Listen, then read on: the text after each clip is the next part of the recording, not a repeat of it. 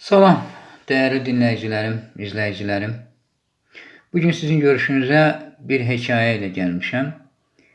Hikayeni İngiliz dilli sosyal medyada karşıma çıkıp oradan götürüp tercüme etmişim ve istedim ki böyle bir güzel hikayeni Azerbaycan dilli oxucular da dinləsinlər. Ümid edirəm ki, tərcüməm xoşunuza gələcək və müəllifin çatdırmaq istədiyi mətləbi, çatdırmaq istədiyi mövzunu tam şəkildə sizə çatdıra biləcəm. İngilis dilinin qayda qanunları ilə Azərbaycan dilinin qayda qanunu, ahəngi biraz müxtəlifdir. Burada bəzi təkrarlar, bəzi sözlərin korrekt edilməsi, belə deyək, dəyişdirilməsi zərurəti yaranır və mən də dilimizin ahənginə uyğun olaraq tərcüməni aparmaq istədim ki, çünki olduğu kimi hərfiyyən tərcümə etmək Azərbaycan dilində çox bayağı səslənə bilərdi. Bu məsələləri nəzərə alaraq biraz yaradıcı yanaşmaq məcburiyyətində qaldım, amma inanın ki, mövzuya qəti toxunmaq məqsədim olmayıb və toxunmamışam da. Əsər həqiqətən mənim çox xoşuma gəldi. Əsərə qulaq asdıqca, oxuduqca inanın ki, insan özünü o hadisə baş verən o mücərrəd məkanda imiş kimi hiss edir.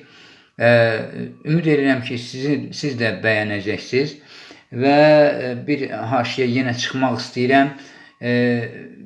Videomu bəyənməyi xahiş edirəm sizdən. Münasib bildiyiniz insanlarla paylaşsanız və şərh bölməsində şərhlər yazsanız da sevinərəm inşallah.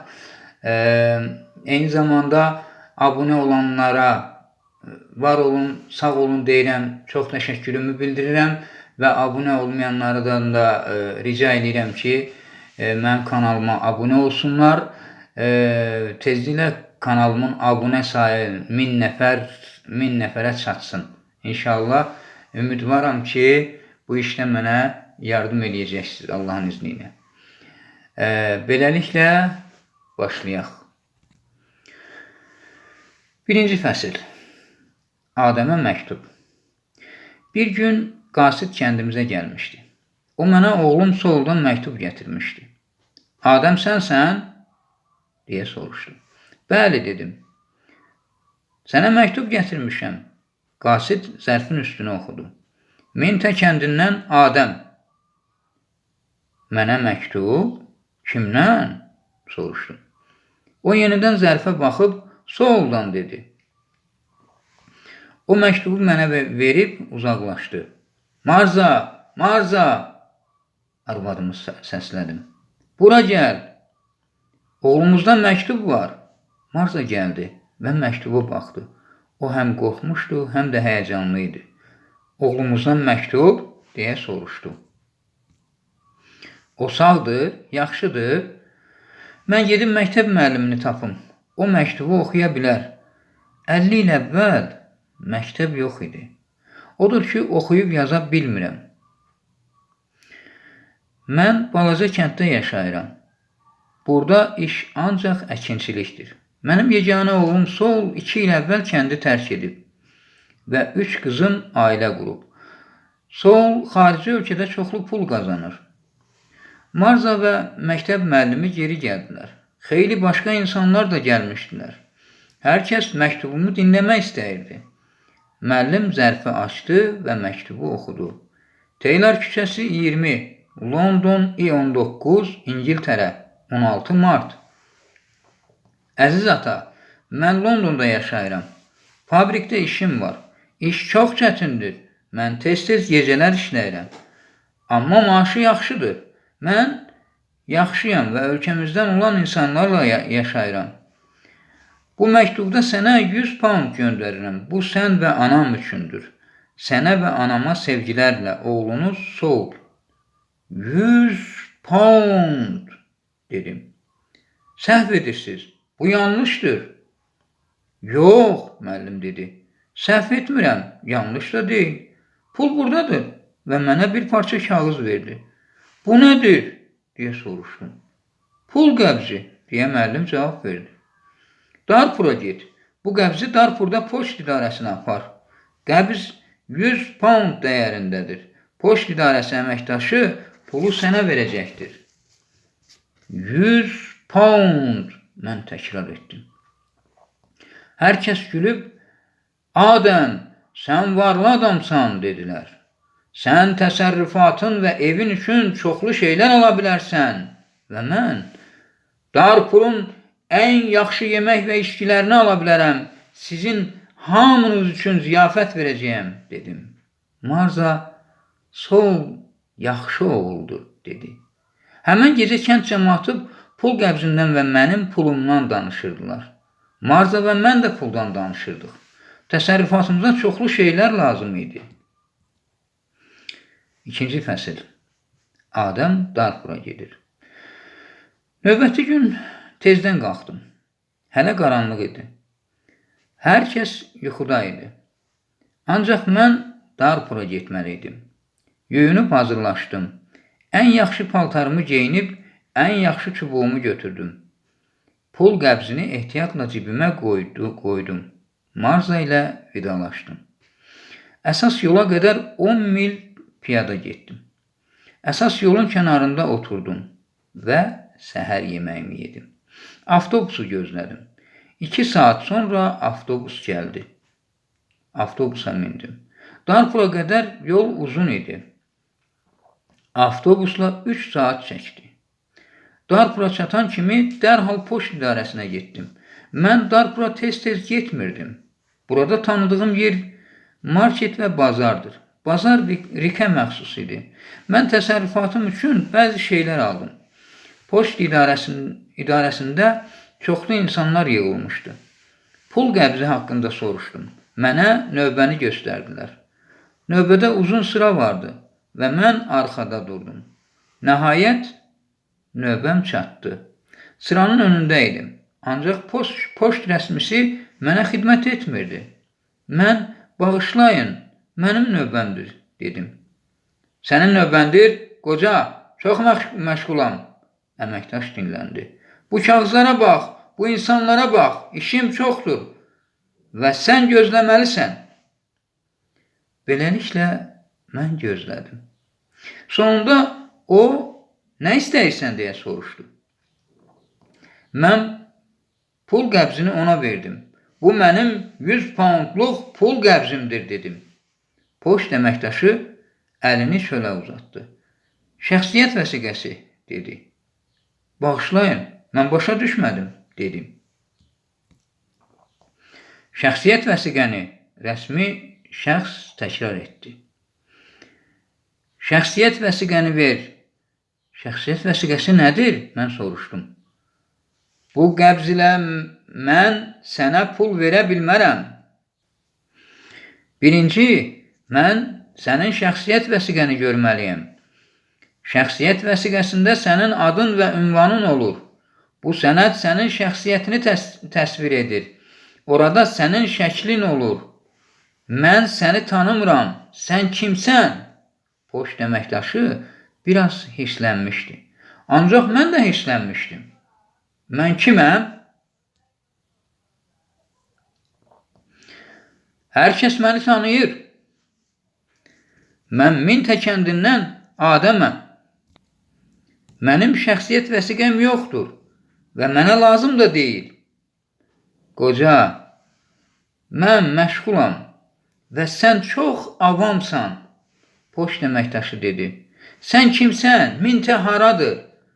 Mənim pulumu ver, mənim 100 poundumu ver, dedim.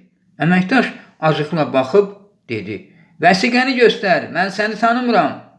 O pul qəbzini mənə qaytardı və mənə üzünü çevirdi. Vəsiqəni hardan ala bilərəm? Ondan soruşdum. Poçt rəsmisi artıq mənimlə danışmırdı. O mənə cavab vermirdi. Daxili İşlər Nazirliyinə get, cərgədə duranlardan biri dedi. O mənə yolu tərif etdi. 3-cü fəsil. Şəxsiyyət vəsiqəsi. Daxili İşlər Nazirliyinə getdim. Burada başqa bir növbədə gözlədim. Nazirlik rəsmisi ilə danışdım. Şəxsiyyət vəsiqəsi istədim. O mənə sorğu vərəqini verib, bunu doldur dedi. 3 fotoşəkil və 2 pound gətir. Sabah gəl. Sabah? Mən dedim. Mən vəsiqəni bugün ala bilərəm, xahiş edirəm. Mən Mintədə yaşayıram. Darpurdan oraya 5 saatlıq məsafə var. Mən yaşlı adamam. Oldu, sabah gələrsən. Nazirlik rəsmisi üzünü döndərdi. Nazirlikdən çıxıb uzaqlaşdım. Marketə getdim. Bir insanlara baxırdım. Kəndimizdən heç kəsi görə bilmədim. Sonra Rikin yanına gedib onunla danışdım. Ona şəxsiyyət vəsiqəsi almaq istədiyimi dedim. Ancaq mənə 3 fotoşəkil lazımdır. Görürəm ki, sənə fotoqraf lazımdır, dedi. O mənə fotoqrafın yolunu göstərdi. Mən həmən evi tapdım. Fotoqraf yatmışdı. Ancaq o tez qalxıb gəldi. Kişinin geyimi çirkli idi və özü də yorğun görünürdü. Mənə vəsiqə lazımdır, dedim. Hə, sənə 3 şəkil lazımdır, fotoqraf cavab verdi. Mən çox yaxşı şəkil çəkirəm. Gəl mənim kameramı gör. Biz otağa daxil olduq. Otağın ortasında böyük kamera var idi. Bu, Darpurda ən yaxşı kameradır. Bu kamera çox yaxşıdır, fotoqraf qürurla deyirdi. Mən heç vaxt kamera görməmişəm, dedim. Tez ol və mənim şəklimi çək. Xahiş edirəm, məni tələsdirmə, qoca, fotoqraf dedi. Mən artistəm. O mənə güzgü və daraq verdi. Mənə güzgü lazım deyil, daraq da istəmirəm. Xahiş edirəm, mənim şəklimi çək. Günorta Mintəyə getməliyəm. Mən tələsirəm, dedim. Hə, o dedi. Ancaq əvvəlcə qiymət. Bu Darpurda ən yaxşı kameradır və mən ən yaxşı fotoqrafam. 3 şəkil sizin üçün edir 2 pound yarım. 2 pound yarım. Mən güldüm. 2 pound yarım. Zəhmət olmasa mənə indi ödəyin. Fotoqraf cavab verdi. Mən fotoqrafın qiymətini bilmirdim. Nə edə bilərdim? Sonra fotoqraf dedi. Sən yaşlı adamsan. Sənin üçün qiymət 2 pound. Beləliklə ona pulu verdim və o şəklimi çəkdi. Sabah səhər gələrsən, dedi. Mən 3 ədəd foto şəklimi indi istəyirəm. Dərhal, dedim. Axmaq olma, fotoqraf dedi. Şəkillər 24 saata hazır olur. Sabah gələrsən. Nə edə bilərdim? Odur ki, dedim. Yaxşı, sabah səhər.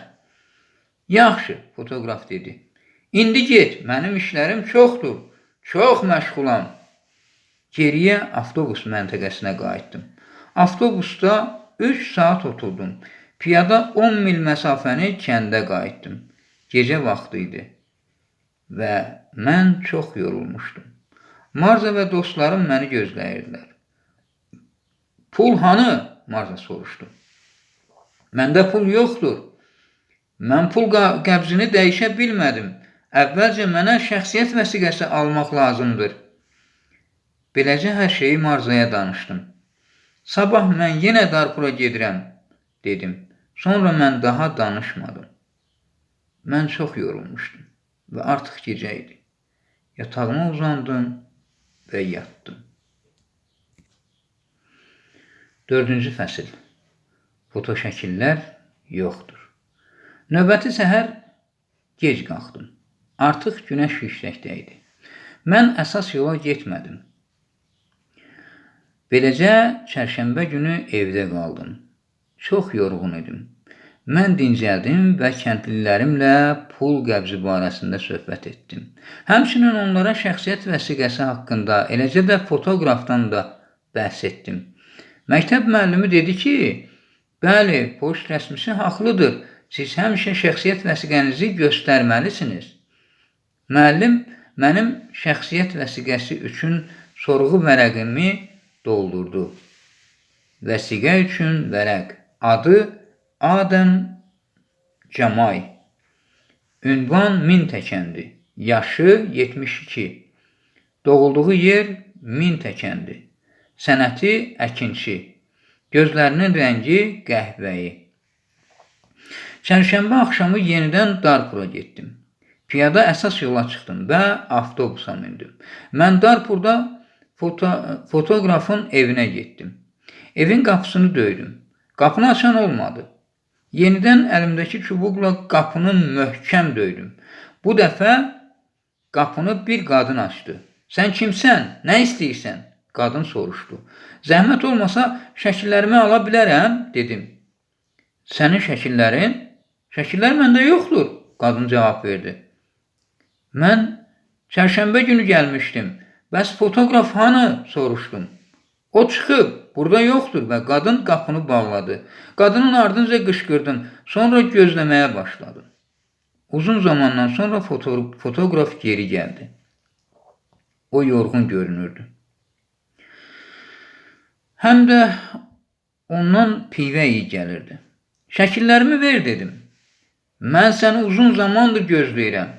O mənə baxıb dedi. Səni tanımıram, qoca. Hansı şəkillər haqqında danışırsan? Vəsiqə üçün çəkdirdiyim 3 şəkil. Onlar üçün çərşənbə axşamı 2 pound ödəmişəm. Dərhal mənim şəkillərimi ver, ya da pulumu qaytar. Sənin şəkillərin, sənin pulun, sən nədən danışırsan, fotoqraf dedi. Kağızını mənə göstər, mənə qəbzini göstər. Mənim qəbzim, deyə soruşdum. Hə, hanı sənin qəbzin? Fotoqraf soruşdu. Sən mənə qəbz verməmsən, mən qışqırdım. Mənim şəkillərimi ver, ya da pulumu qaytar, dərhal. Və mən onu çubuğumla möhkəm vurdum.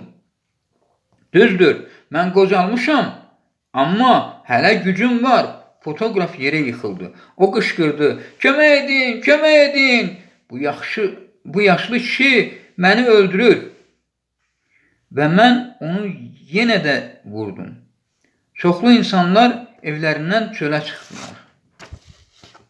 Mən onu yenə də vurdum və 2 adam məni tutdu. Onların əlindən çıxa bilmədim. Fotoqraf acıqlı idi.